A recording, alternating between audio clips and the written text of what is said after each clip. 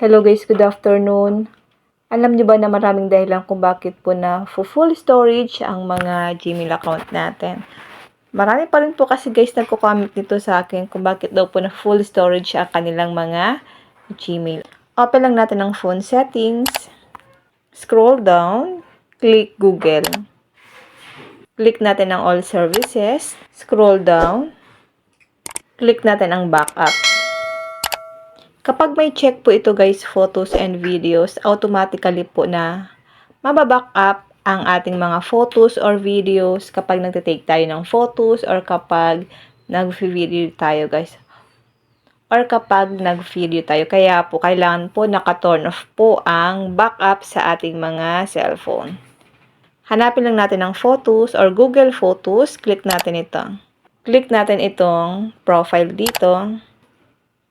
Kailangan po naka-turn off ang backup natin para hindi po automatic na nasi-save yung mga photos or videos natin. Kasi guys, kapag naka-turn on po kasi ito guys, lahat ng mga video natin sa ating gallery or sa ating photos, meron din po siya dito guys. Kaya po, doble-doble po.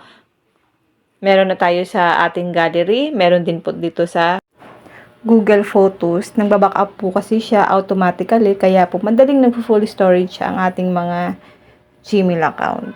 Open naman natin ang Gmail account natin. Dito naman guys, pwede po natin i-delete yung mga hindi naman po importanteng mga Gmail na nare-receive natin sa ating Gmail para mabawasan po yung pagka-full storage ng mga Gmail account natin. I-long press mo lang yan. Halimbawa ito, pwede nyo pong i-click itong select all para hindi po kayo mag-isa-isa. So, magka-count po yan ng 50 na email na na-receive nyo. Yun po yung madi-delete sa inyong mga Gmail account. Ganyan.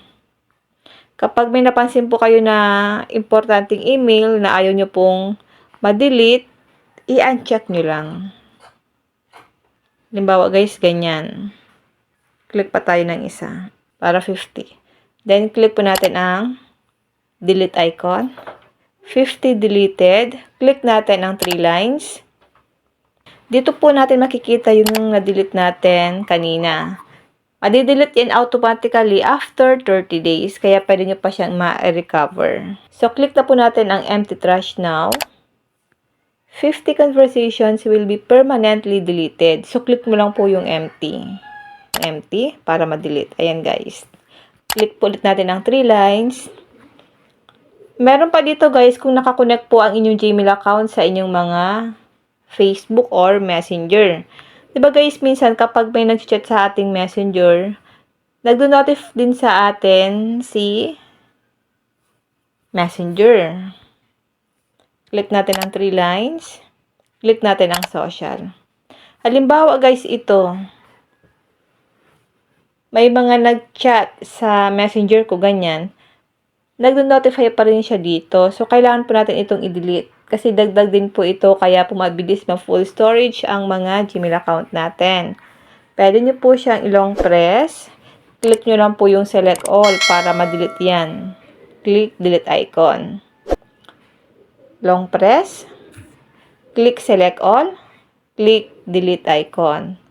Ganyan lang guys, para mas mabilis yung pag-delete nyo.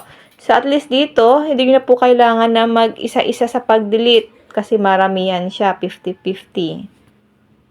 Kasi guys, maramihan siya mag-delete. O, ayan. Nakakonect kasi guys yung Gmail ko doon sa Messenger ng anak ko, kaya ganyan.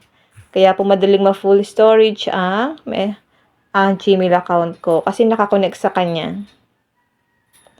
O, diba guys, ang dami.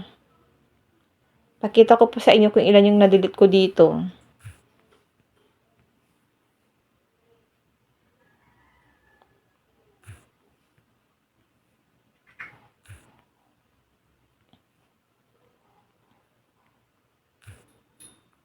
I-long press lang natin, then click delete icon. Long press, delete icon.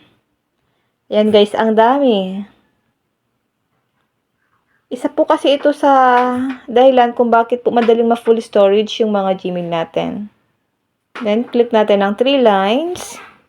Please, yung trash ko, meron siyang 900 na messages. So, Isa po ito sa dahilan guys, kaya i-delete nyo rin po ito guys. Click natin ang empty. 900 na email po yung na-receive ko. Ganun lang po ang gagawin natin guys. Lagi nyo pong i-check. Kung hindi naman po importante yung mga nag-email sa inyong Gmail account, i-delete lang po natin. Okay? Pero yung isang way talaga dito guys kung bakit madaling ma-full storage yung mga Gmail account natin kung naka-backup ang inyong mga photos sa inyong mga Gmail account. Kailangan po i-turn off nyo yan. Yan lang guys. Sana po may natutunan kayo sa aking video. Kung hindi ka pa naka-follow sa aking Facebook page, nag-upload po ako ng tutorial video, tips and tricks. Pwede nyo po akong i-follow, Positive Mind. At sa aking YouTube channel, RQ Willow, para lagi kang updated sa lahat ng tips at video, tutorial na in-upload ko.